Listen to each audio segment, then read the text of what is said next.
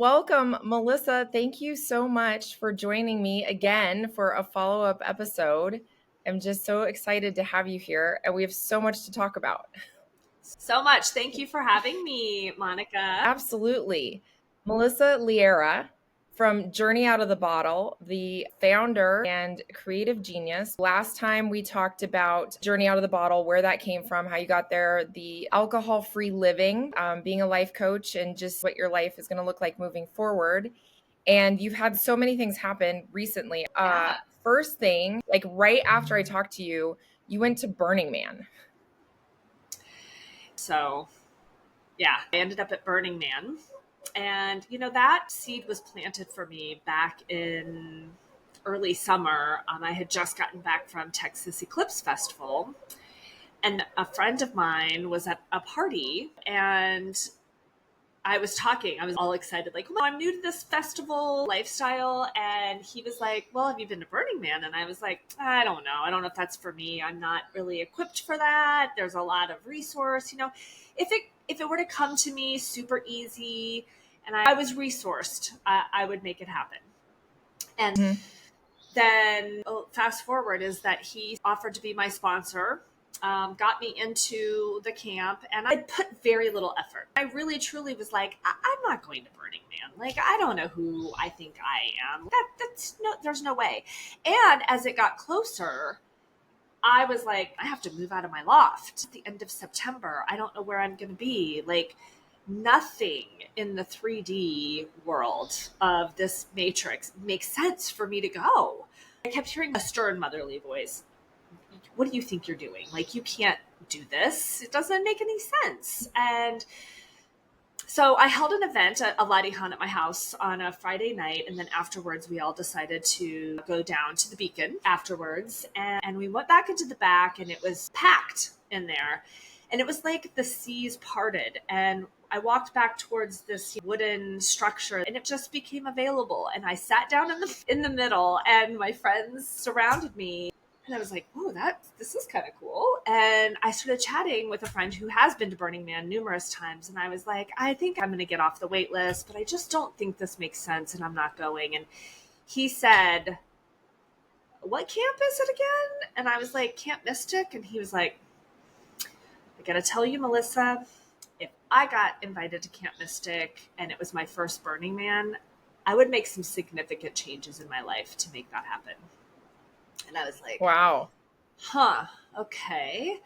So then I ended up going to another burner party and gathering. And I had this conversation numerous times. And the same thing was when I was telling my story of the last year and what my life has, unfolded. Everyone was like, you have to be there. You there's no question. The universe is rolling it out for you. You're getting what you asked for. And the next morning, I sat in on a women's circle that was part of the Camp Mystic crew, and they pulled me in. There was oracle card pulling, breathing. Yeah, I just felt immediately, oh my God, these are my women. And this is amazing. And I got off the wait list. I got a direct text from the camp leader, Cosmic Cowboy, saying, we're getting you off the wait list if you can commit to coming in early or staying late. And I still let it sit for a day or two. And I told another friend, and she's like, what are you waiting for? It's like you're forcing to know. And I was like, yeah, I've done muscle testing and oracle cards, and like the answer just keeps coming. Yes, go. And I was like, ugh, all right. And that was about maybe August 5th. Anyway, I went early, and I'm so grateful that I did that. I got to be a part of the build team. So it was like hard work, hard labor with half of the people in my camp. And building that camaraderie and those relationships, I looked like a hobo the whole week. I mean, I was wearing the same shit over and over again. It was dirty, filthy, storms, it rained, it was freezing cold. I did not bring enough of the cold weather clothing at all. But it was so fun. And they let me drive this big, heavy piece of machinery. They were like, who wants to flatten out the gravel? And I was like, I do. And I was expecting some massive mansplaining of like, you know, be careful and don't do this and don't do that. And here's how you do it. Like literally they were like, hop in, you press that button, go, have fun. And I was like, really? Oh, okay. All Seriously? right. And it was so much fun. And here's the thing is everyone got assigned to a colored team. And when I checked in, no one quite knew what color I was. So they were like, well, just go over here and help with the shade structures. And then pretty soon I was over here. And so they were calling, they were like, oh, you're polytemerous. And I was like, yes, I love that. Yeah. You just go wherever you Yeah. can help. So then That's I went over great. to build the Lotus Mahal, and we were doing that kind of basically in the dark. That one did not go easy. And then the next day, we started pulling in all of the decor. And I don't know, somehow magically the team leader, she was just like, you know what, why don't you go ahead and lead the decor on this one? It seems like you're into this. And I was like, oh, okay, really? So I got to basically curate and create the whole inside of this healing dome where some magical things happened in there. And I just was like, I'm being like punked in the best ways here. And you know, everyone kept saying, "Oh, the playa provides," and it's it did. It provided so much. Like we could spend an hour, and I could just tell you all the magical stories. But um, I am so grateful that I went. I'm so grateful that I went. It, you know, I've been living in this space of believing in this radical self-reliance for a long time. Mhm. And that is one of there was 10 principles of, you know, Burning Man and the camp. And some of it's like, it's all around like radical self-reliance, radical care, radical inclusion. There's just, it's such a, like a beautiful, it's sort of the 10 commandments of like, you know, do this, don't do that, you know, thou shalt be punished. You know, this is like empowering, like these empowering statements of, you know, ways in which everyone can show up. And when you show up in these ways for yourself, first and foremost, you're able to show up for the community as a whole. And it was just really, really awesome to be in that environment. And it was crazy. There's a lot of people out there and a lot of lights and a lot of music. And I just kept thinking, this is an assault on my senses. But Well, it's like it was amazing. 60 or 70,000 people, right, who gather in the desert and there's nothing there. Everything is brought in and everything is taken out. And I think the thing that's interesting about your adventure with Setup was that, you know, Journey Couture for you, originally you were creating like serenity Yeah. spaces for people. You were helping with interior design kind of things. And so the fact that that piece kind of fell in your lap, like that's your Yeah. strong suit, that's what you're good at. And we will absolutely, I would love to post pictures of it because when you sent it to me, I got goosebumps. I was like, that's absolutely Melissa. Like it's Yeah. beautiful. It Yeah. just, I would love for you to recreate that in my basement, please. It's Yeah. great. Yeah. And you know, it's that correlation of that happening for me was so indicative of my life. You know, it's like, oh, I found this beautiful loft at the last minute and I'm moving in, and the magic that I created in that space. It was like I come in, I set up my life, and then it's gone. Boop, and then I break it all down, and then I'm on to, you know, the next thing. And just trusting in that alone, and like how Burning Man, it's like there's nothing there. You make something out of nothing and it turns into this beautiful magical piece. And whether it's for 1 week or 5 years, trusting that you really can make something from nothing. Basically, we did our first podcast and then you went to Burning Man, and I think we recorded like right at that like August 6th. It was right before your birthday. And I Yep. think you actually came in and you were like, "Oh yeah, I'm going to Burning Man." And I was like, "Crazy." Most Yeah. people have to decide like a year out if they're going, and the amount of planning and things that go into it. And then I talked to you the night before you left and you were like, "I still need to pack." And I was like, to me, it seems terrifying because I'm such a planner and maybe not Yeah. leaning enough into, the universe kind of energy. And I was like, you're going on this trip that you didn't expect and you're not planned. And you're just like, yeah. And it, Yeah. turned out really Well, let great. me touch on that a little bit. I think last year really prepared me for being super flexible and adaptable in my travel, having this, ticket to fly, but not really knowing, am I going to get on the flight? Am I not going to get on the flight? I wouldn't make any plans for the destination, because I might not get there. And so I would literally fly. And once I got to the destination, then I would make my lodging plans or rent a car or figure out what city I was going to end up in. So, okay, so this is a fun story.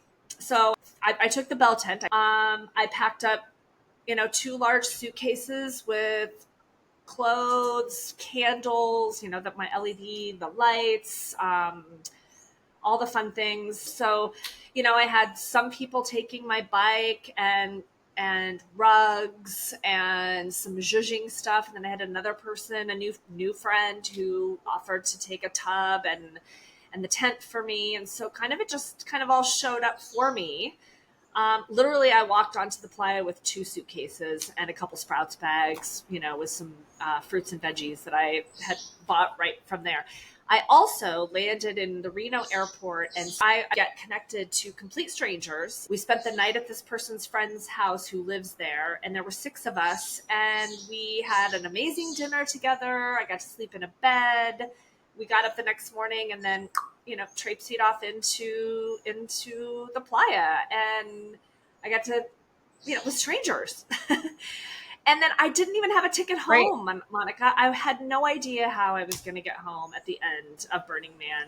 Going in, I was like, I'll figure it out, and I did. And then I ended up riding back with David Lee, who sponsored me. It ended up that I could just ride back with him, keep him company while he drove this bougie RV back. We stopped at hot springs, and it was amazing. And so I was there for 20 days.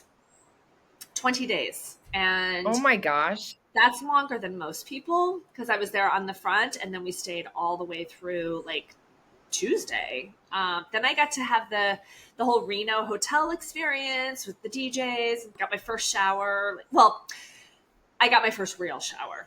My camp had a steam shower. Hmm. We had a steam shower, a regular shower, Wow. 2 fresh scratch cooked meals per day. I asked for a resourced nice camp and I got one. It was so much good Well, and stuff. it is such a good analogy for life, though, because you have to have that radical self reliance. You have to take action. You have to do things for yourself. But at the same time, none of that is possible unless you find other people who are pulling in the same direction.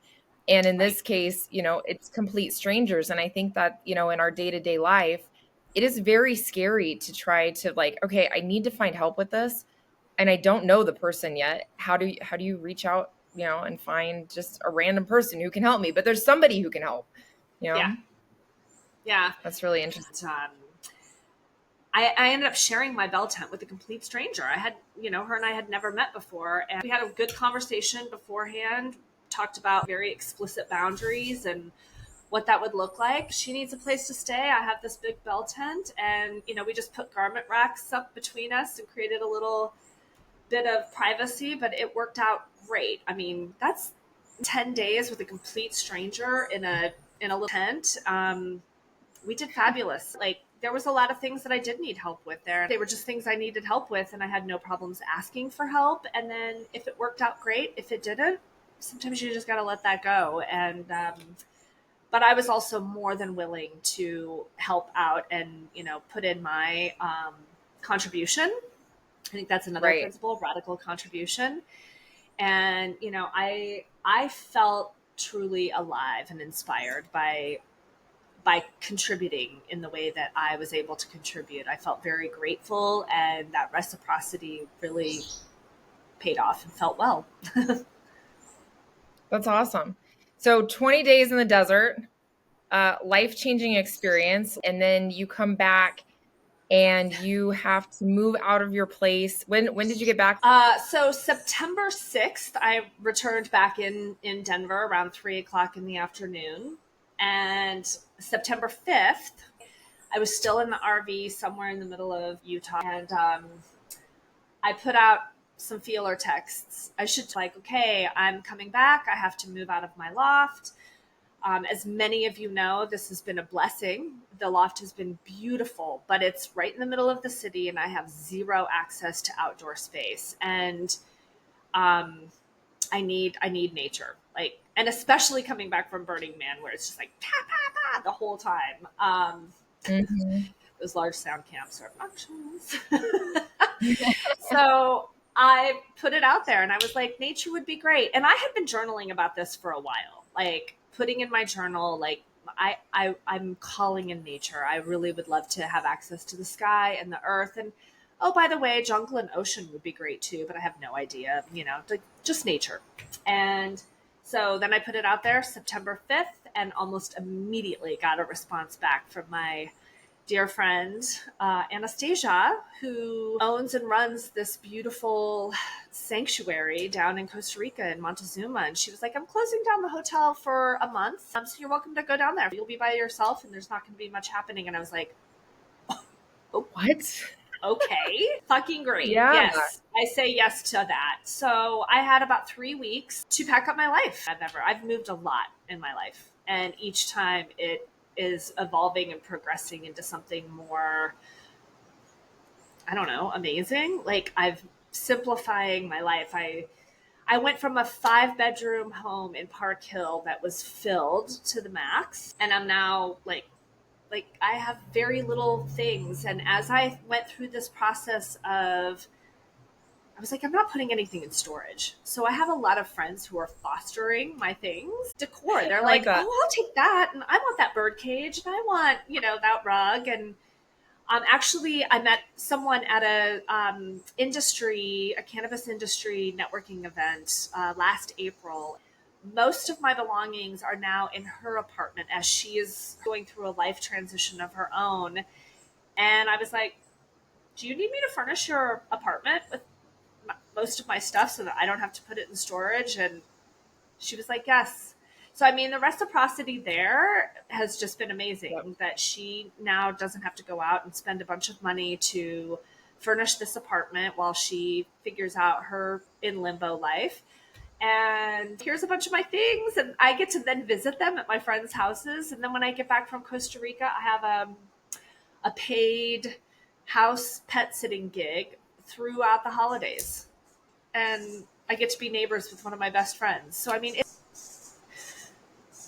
being non-attached has provided me with a lot of magical opportunity to say yes.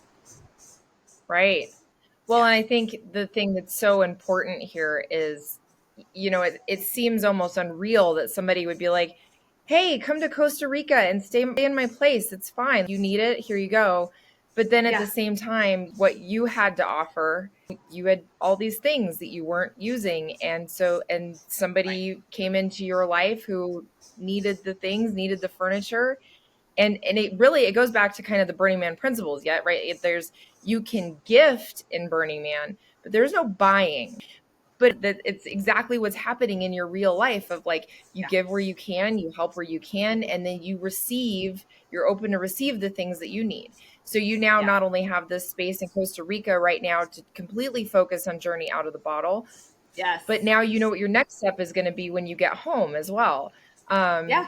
And it's such a beautiful example of how, we hear about like manifesting and opening yourself up to the universe and all of these like, woo woo kind of things that, are hard to believe in, that sound like magic, which Yeah. which you went to the mystic, Burning Man camp, but then you've really opened yourself up and it just keeps like showing up in your life. Like, here you go. Here's the Yeah. next thing. Here you go. Oh, you can help here. That's great.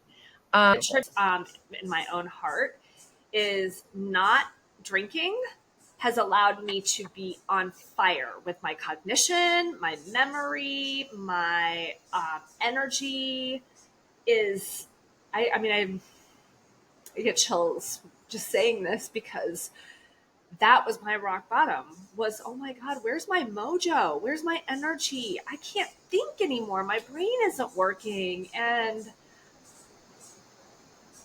I just, yeah, like I lost so much of that. And now it's back and it's actually so much higher than it's probably ever been. Um, and so I'm Mm-hmm. so grateful for that because I am awake and alive and aware of all of it around me. And I have the interest and the joy in paying attention to all the little things, um, Right. and giving myself the opportunity to really slow down and pay attention, in a whole new way that I have not been doing for many years with alcohol in my system. I'm able to pay attention to the opportunities that are around me. And that's the biggest thing, right? Like, it took the universe a while to convince you to go to Burning Man, but like Yeah, if you can key into those things, like, is this my ego that wants this, or is this really like the universe is like trying to give me something? And then the ability to accept help. It's one thing to ask for help, but it's another thing if like something is being brought to you to be like, oh, okay, yeah, I can have that. That's for me, and feeling worthy of all of these great things that are coming into your life. yeah, So I'd love to talk about Journey Out of the Bottle for just a minute. Like, yeah. you're there, focusing on it. Do you want to talk a little bit about where you're at with it, kind of your vision for it? I gave myself permission to put it aside while I went to Burning Man. So that's been a new thing for me too, is like multitasking. Like I can do it all. Like I can give this attention and then I can give that attention too. And it doesn't really ever get my full attention. And then I feel just that dissonance. So Hmm. I just said, okay, I'm doing this. So I'm going to put Journey out of the bottle, away for a minute. And when it's time to come back to it, it will get my full attention. So once I got back from Burning Man, then I started doing the moving process. And the process that I did for the purging and the preparing for this next chapter was such a beautiful process. And honestly, once I got down to like the bare basics of what I had around me in that last 4 or 5 days, I was like, this is all I need. Like, Hmm. this is what I need. That was really cool process. So taking that back to Journey Out of the Bottle, it's like, okay, once I get down to Costa Rica, I have nothing to distract me. And I am so ready to rekindle this relationship in a new way. Once I got here, I'm just kind of letting it flow. I had a little process the other day, like maybe I should be doing this first and maybe I should be doing this first. No, just do what is inspiring to you. Start with whatever is calling to you and allow those creative juices to get going again. And it will then blossom the way that it needs to. And so it's interesting that I'm observing my judgments around how I'm doing it and what I'm doing. But I'm just letting it flow, and it all just feels really good that I'm not resisting and putting a lot of like tension on myself, but really allowing it to be just what it is. So, well, Melissa, thank you so much for spending time with me today. I think we're going to have another episode, because I really want to dig into the lessons around manifesting, really, like how Yeah. you're creating the life that you really want and how that's leading to this bigger project that you have, Journey Out of the Bottle. So I'm looking forward to talking to you again soon. Thanks so much. Yes, me too. There's lots more to share. So thank you for letting me tell my story. See you next time.